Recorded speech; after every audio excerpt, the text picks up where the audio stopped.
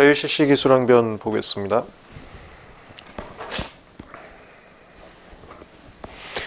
자유실시 기술항변도 나중에 사례지 핸드북 보시면은 확인 가능한데 무유사유 항변하고 취지가 똑같습니다.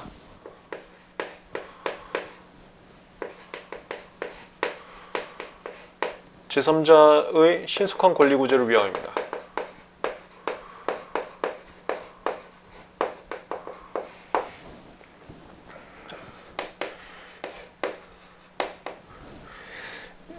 얘는 그 무유사유 항변하고 다르게 권한 배분의 쟁점 이런 건 존재하지 않습니다.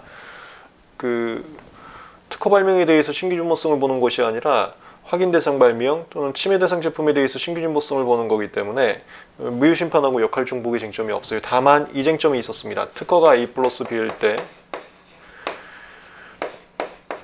제3자의 실시 발명 또한 A 플러스 B라면 이걸 이제 문헌 범위의 상황이라고 하는데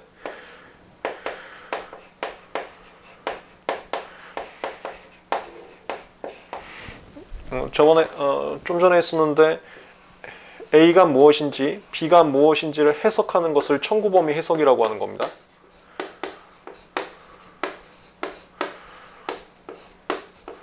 즉 그 문헌 해석하는 거 이게 A라고 써있는 단어와 B라고 써있는 단어가 무슨 뜻인지를 해석하고 그 다음에 그 해석된 A와 해석된 B와 그 다음에 그들의 유기적 가락관계가 그대로 나타나 있는 경우 이것을 구성요소 완비 AER이라고 한다 그랬어요.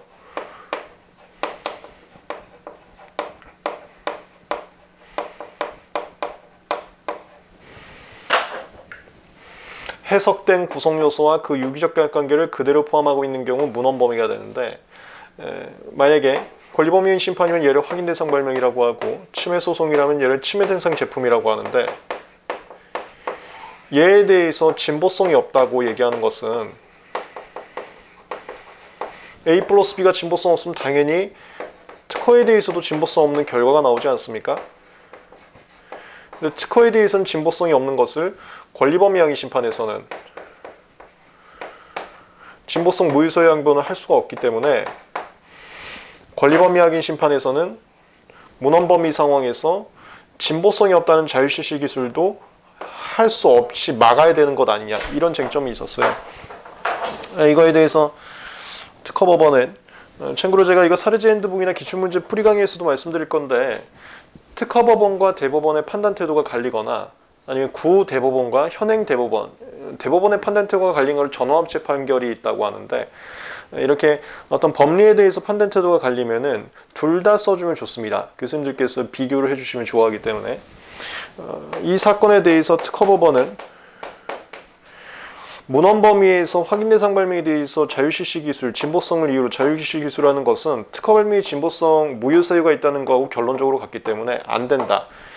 즉 균등 범위에서나 문헌 범위 사건에서는 안 되고 균등 범위 사건에서만 자유실시 기술 항변이 인정되어야 할 것이다.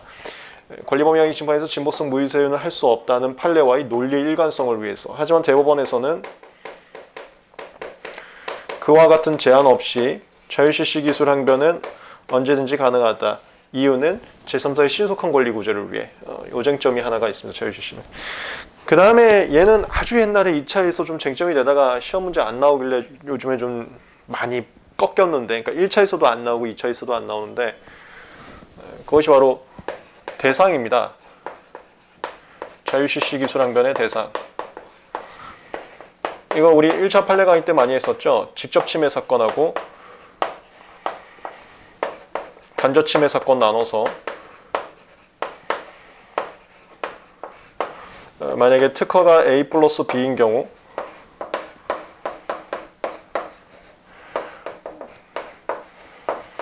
제3자의 확인 대상 발명 또는 침해 대상 제품이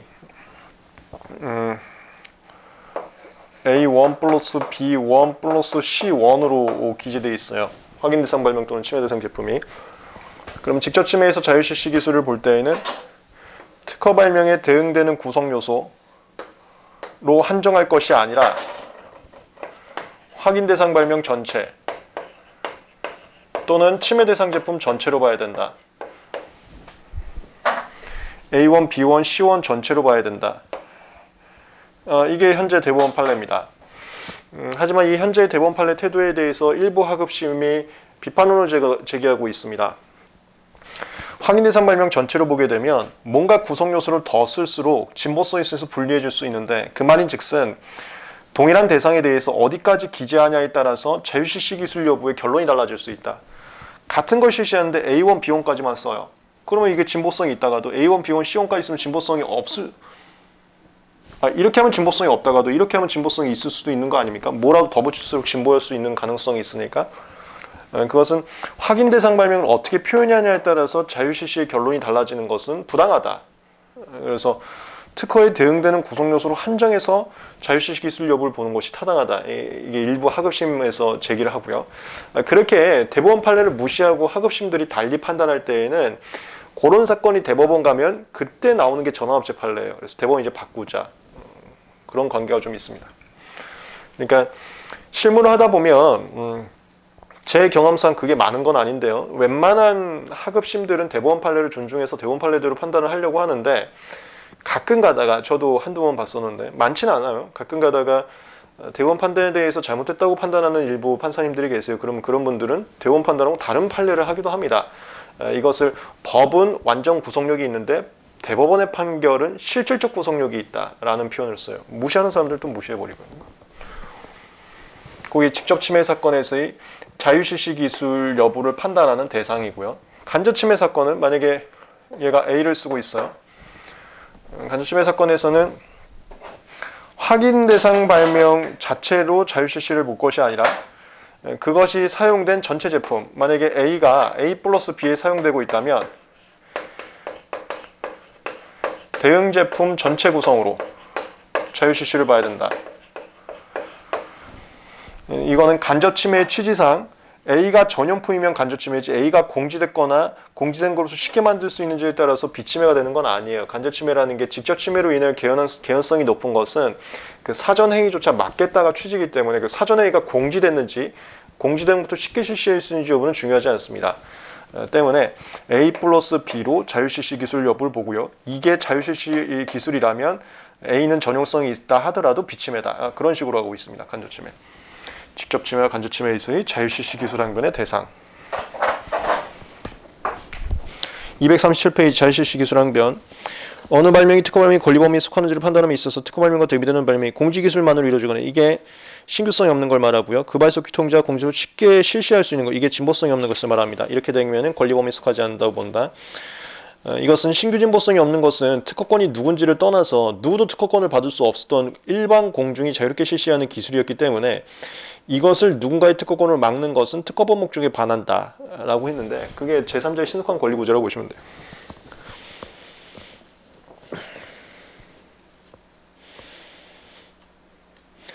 그 다음에 관련 쟁점 판단 대상, 거기가 여기입니다. 스텝 3의 대상.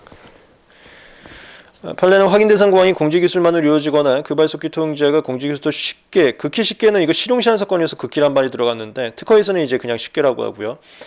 실시할 수 있는지 여부를 판단할 때에는 확인 대상 고안을 청구 범위 기능 구성과 대응되는 구성을 한정해서 파악할 것은 아니고, 대응되는 걸로 한정할 것은 아니고, 심판 청구인이 특정 확인 대상 고안 전체를 가지고 판단해야 된다.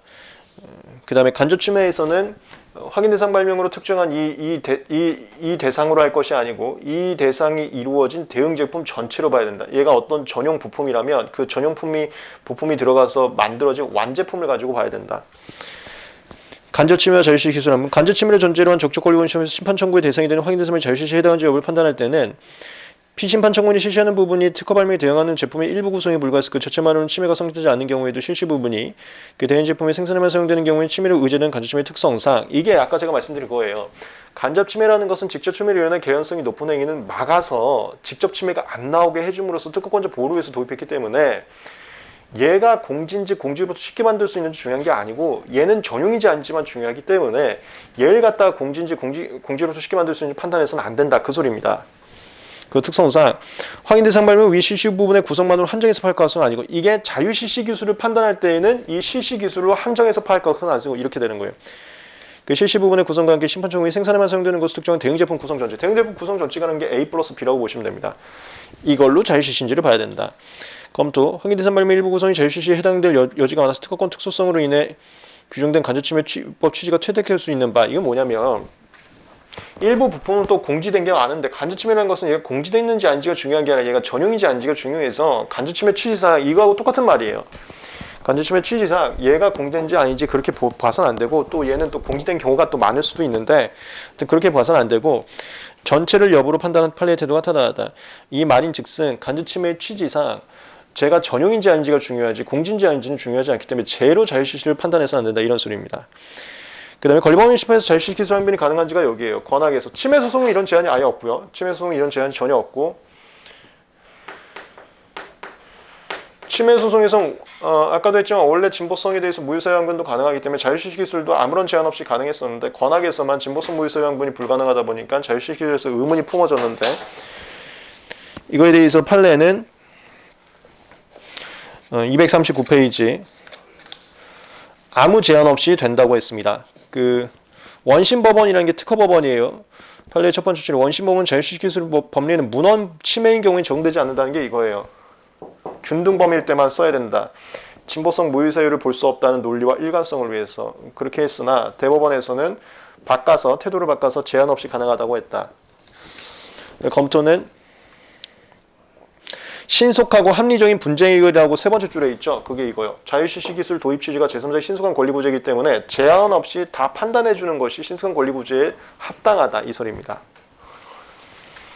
그 다음에 실효의 항변은 이건 1차 시험에 나올까 말까 한 거고 2차 시험에 나오지 않습니다. 근데 다만 1차 시험에도 나온 적이 없죠. 민법에서 배웠던 내용인데 실효의 원칙이란 권리자가 상당 기간 권리를 행사하지 않고 그로 인해 상대방에게 더 이상 권리 행사하지 않을 것이라는 신뢰를 준 경우. 그러니까 침해자가 침해 행위를 하고 있는 특허권자가 야 나는 너한테 특허권 행사하지 않을게 라는 신뢰를 준 경우 나중에 이 침해자한테 특허권을 행사할 수 없다. 뭐 이런 내용인데 이거는 뭐 시험 문제 나온 적은 없습니다. 간단하게 한번 읽어보고 넘어가시면 되겠습니다.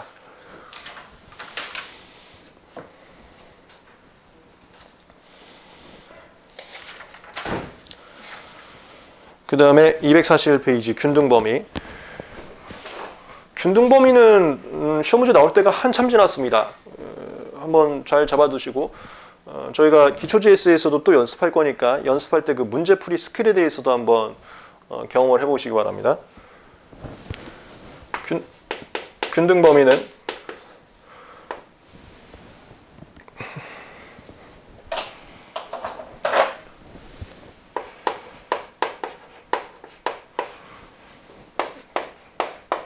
과제 해결 원리가 동일해야 되는데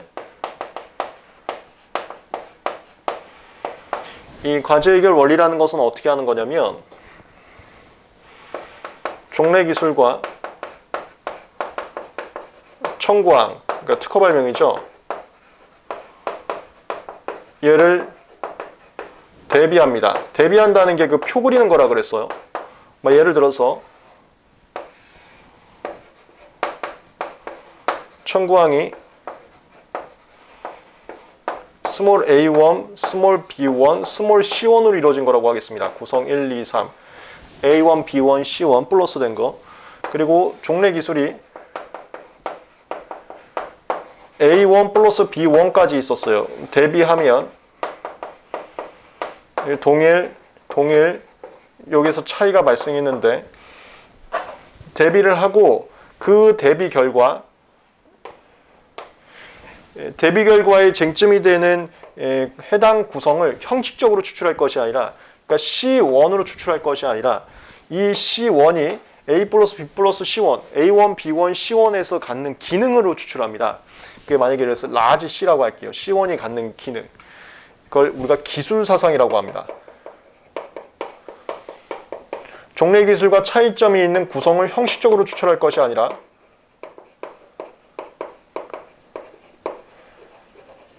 그 차이점이 있는 구성의 역할, 효과, 기능으로 과제 해결 원리를 잡아라. 기술 사상으로 잡아라. 이게 과제 해결 원리가 됩니다.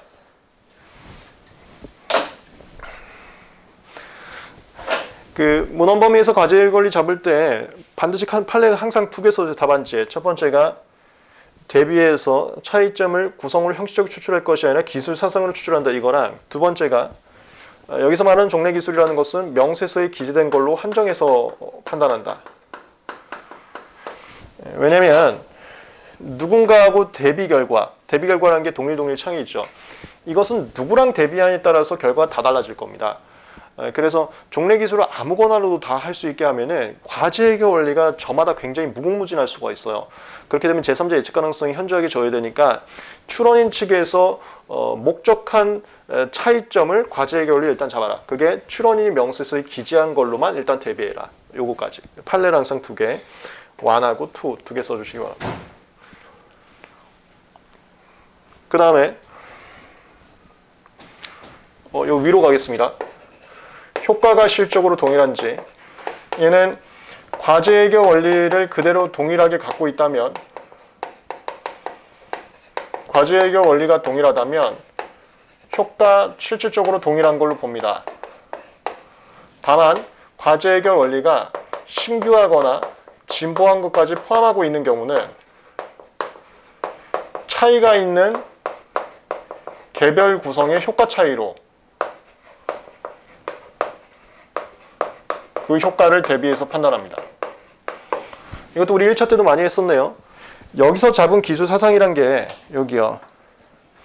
여기서 잡은 기술 사상이라는 게 명세서에 작성된 종래 기술하고만 대비한 거기 때문에 얘가 명세서에 없는 종래 기술에 이미 공지된 것까지 포함할 수 있습니다. 근데 공지된 것까지 특허권을 확장하면은 그건 부당한 특허권 확장 아닙니까? 그래서 그거를 적절하게 조절하는 게 효과가 똑같은지에 대해서 보는 거고, 그게 여기요.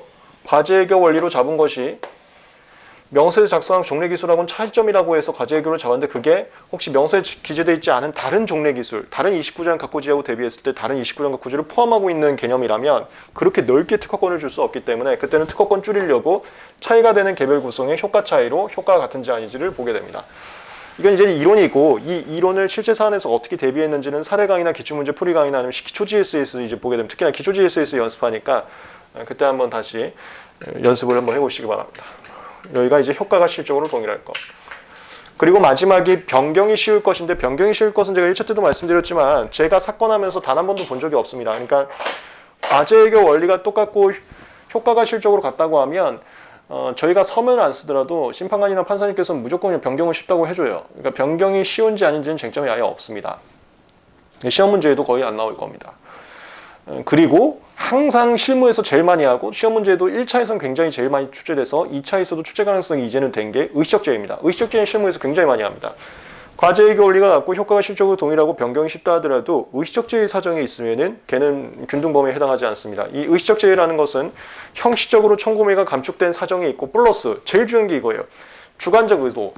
그러니까 거절이요 또는 무유세를 극복하기 위해서 일부러 줄였다라는 사정이 꼭 필요합니다. 그래서 만약에 청구 범위를 형식적으로 줄였어도 줄이는 것은 보정, 분할, 정정, 의견서 작성 이렇게 있죠. 형식적으로 줄였어도 그게 거절 이유 극복을 위해서 줄인 게 아니면 얼마든지 다시 균중 범위로 확장이 가능한데, 거절 이유나 특허무효에서의 극복을 위해서 줄였어야지만 의식적 제의로 빠질 수가 있어요. 얘가 시험에서는 가장 중요합니다. 그 다음이 자율실시 기술. 자율실시 기술은 방금 했네요. 10개까지가 균등 범위 쟁점입니다. 241페이지 균등 범위. 취지는 문헌 범위로만 특허권의 보호 범위를 한정할 경우 특허권자 보호가 미흡할 수 있어서 균등론으로 확장하고 있다. 적극적 요건은 과제 해결 원리, 효과 실적 등을 쉽게 변경 가능하고, 그걸 말하고요. 그 다음에 과제 해결 원리 동일성은 거기 이제 판례가 그 나다 두 개 있어요. 나가 그 구성을 형식적으로 추출할 것이 아니라 기술 사상으로 추출하고, 다가 이때 그 추출할 때에는 종래 기술과 대비할 건데 그 종래 기술은 명세서에 써 있는 걸로만 해라 라는 판례입니다. 한번 읽어보시면 되고요. 거기 241페이지의 가번은 종래 판례 문구는 이랬는데 요즘엔 판례 문구는 이렇게 좀 다듬었다. 판례 문구를 다듬은 거에 대한 역사적 배경을 써놨는데요. 간단히 한번 읽어보시면 이해될 겁니다. 그 다음에 242페이지 효과가 실적으로 동일한지 판례는 세 번째 줄입니다. 기수 사상의 핵심, 이게 과제이익의 원리죠. 침해 제품에도 구현되어 있다면 일단 효과가 실적으로 동일하다고 보는데, 다만 그 기수 사상의 핵심, 그러니까 그 과제이익의 원리가 출원 당시 이미 공지됐거나 이게 신규성 없는 거예요. 그와 다름없는 거, 이게 진보성 없는 거 얘기하는 겁니다. 과제이익의 원리가 신규성이 없거나 진보성 없는 것까지 다 포함하는 부당하게 넓은 경우에는 이걸 특유하다고 볼 수 없습니다. 특유하다고 볼 수 없다는 게 이거 전체를 특허권을 행사할 수 있게 해서는 안 되기 때문에 이 소리예요. 특허 발미 선행 기술에서 해결되지 않았던 기술 과제를 해결했다고 말할 수 없으므로 이것도 다 똑같아요. 여기까지 이렇게 크게 특허권을 허용해서는 안 되기 때문에 이러한 때에는 과제이익의 원리가 침해 제품에 있는지 아닌지를 따질 게 아니라 균등 여부가 되는 문제가 되는 구성 요소의 개별적 기능이나 역할, 이게 효과입니다. 기능이나 역할이 다 효과예요. 차이가 되는 개별적 구성의 효과를 비교해서 그 효과가 똑같은지 다른지를 통해서 효과의 실적 동일 여부를 판단해야 된다고 했다. 변경 요기성은 특별한 정점 없습니다. 간단히 한번 읽어보시면 되고, 이게 옛날에 2차 시험 용어로는 이런 게 있어요. 변경 용이성이 판단 시점은, 그러니까 쉽게 변경할 수 있어야 균등 범위에 들어가는 건데, 이 쉽게 변경은 급발속기 통자 입장에서 하는 겁니다. 근데 급발속기 통자 항상 시점 잡아줘야 되지 않습니까? 그게 출원시 기준이냐 침해시 기준이냐 이런 게 아주 옛날에 그냥 책에서만 굴러다니던 그런 쟁점이 있는데, 판례에서는 이거에 대해서 직접적으로 대놓고 언급한 적은 없고, 좀 지나가면서 언급한 것은 이제 침해시 기준으로 하는 게 좀 있었는데, 그건 하여튼 특별한 쟁점은 없습니다. 그래서 뭐 간단히 쓰면 침해시 당시에 쉽게 변경 가능한 거면 쉽게 변경 가능하다, 뭐 이렇게 본다 정도로 보시면 되고요. 자세한 내용은 기본서에 쓰지도 않았고, 이건 사례제 행동이나 이런 데도 없을 거예요. 왜냐하면 우리 실무에서도 전혀 중요하지 않은 쟁점이어서. 소극적 요건은 의식적 제외와 자유실시 기준, 자유실시는 방금 했고, 의식적 제외는 뒤에서 나옵니다. 그 다음에 주장 입증 책임, 그 과제 해결이 같은지 효과가 실적으로 같은지 변경이 쉬운지는 특허권자나 전유실권자, 그러니까 권리자 쪽에서 입증하고, 의식적 제외나 자유실시는 침해 쪽에서 입증해야 됩니다. 입법례는 간단하게 한번 보시면 되고요. 이거 그 FWR 테스트라고 해서 제가 그 사례제 핸드북에 답안지 어떻게 작성하는지 얘 문장을 답안지 어떻게 작성하는지 예시를 들어놓은 게 있으니까 거기서 한번 참고하시면 됩니다. 그 다음에 243페이지 아까 이거 여기 넣어놨네요. 여기다가 변경 용이성이 판단 시점인데 특별한 쟁점 없습니다. 그 다음에 구성요소 생략이라는 게 생략 발명이라고 하는 겁니다. 생략 발명은 시험 문제 출제될 수도 있습니다. 생략 발명 이런 게 뭐냐면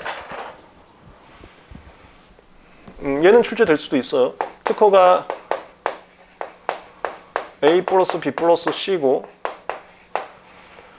제3자 실시 발명이 A 플러스 B일 때, 다만 이게 간접 침해 쟁점은 아닐 때, 그러니까 얘가 전용품인지 아닌지 쟁점은 아니고 그럴 때 여기 C의 구성요소 일부가 결여된 상태를 생략 발명이라고 합니다.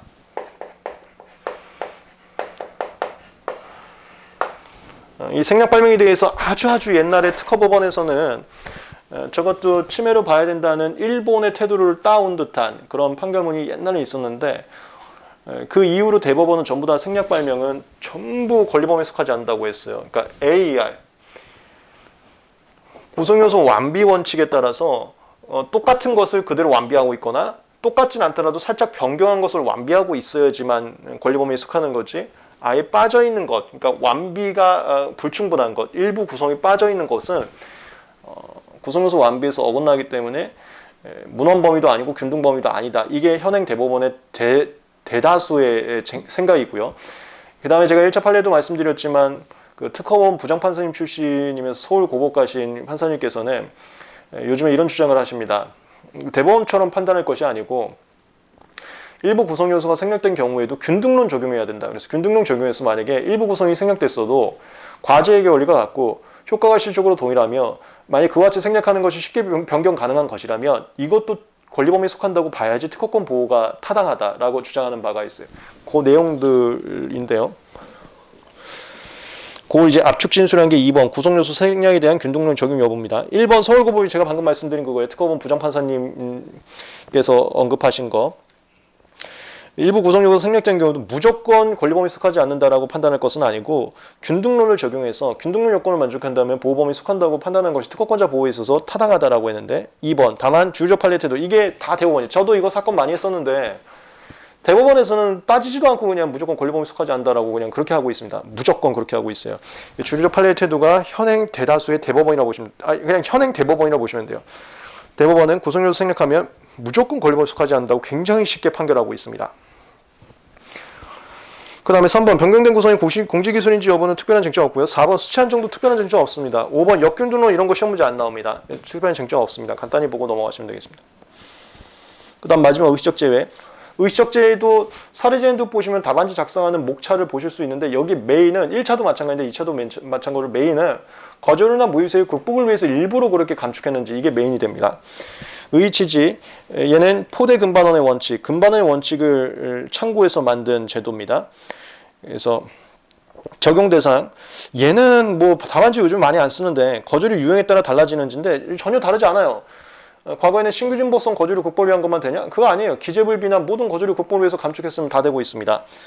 학설이 신규진보성만 된다는 것, 이설이 모든 거절에 다 된다는 것, 이건 모든 거절에 대해서 다 적용하고 있어요. 얘는 특별하게 쟁점 아니고요. 그 다음에 245페이지 판단 방법. 여기는 이제 학설이 그 외형적 감축만 있으면 의식적 제외인지 아니면 거절 이유나 무효사유 극복을 위한 추론이나 의도도 같이 있어야지만 하는지인데 판례는 무조건 거절 이유나 무효사유 극복을 위한 추론이나 의도가 필요하다라고 하고 있습니다. 그래서 검토는 외형적 감축만으로 전부 의식적 제외를 인정하게 되면 특허권자 보호에 굉장히 미흡할 수 있어서 특히나 이 의식적 제외라는 것은 금반원 원칙을 적용해서 한 거기 때문에 금반원이라는 것은 말 바꿨다는 겁니다. 그래서 말 바꾼 사정이 있을 때만 의식적 제외를 적용하기 타당하다. 즉 거절 이유나 무효사유 극복을 위해서 줄였는데 그것을 이제 권리범위 판단할 때는 또 자기한테 유리하게 하려고 넓히는 이런 말 바꾼 행위가 있을 때만 금반원의 원리를 적용한 거기 때문에 의식적 제외를 적용하면 타당하다. 이렇게 치면 되겠어요.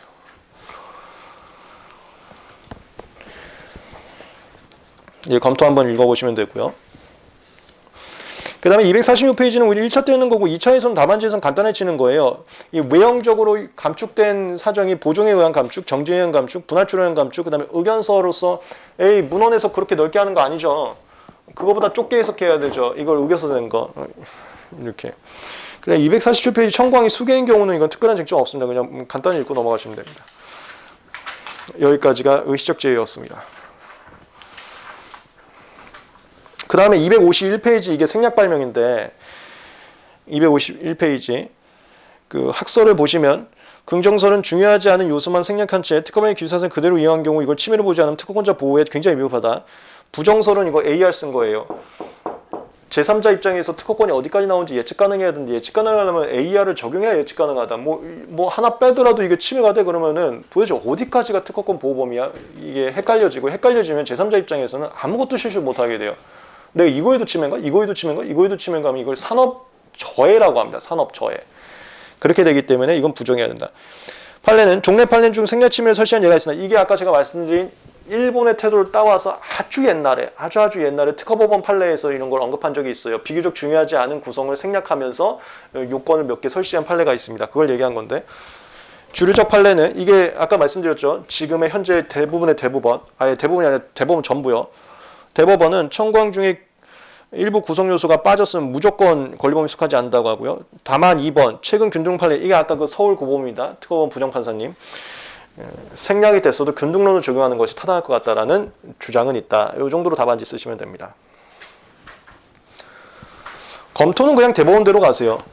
그래서 생략 발명에 대해서도 권리범위에 속한다고 하면 예측 가능성이 너무 저해되기 때문에 대법원 태도가 타당하다 이렇게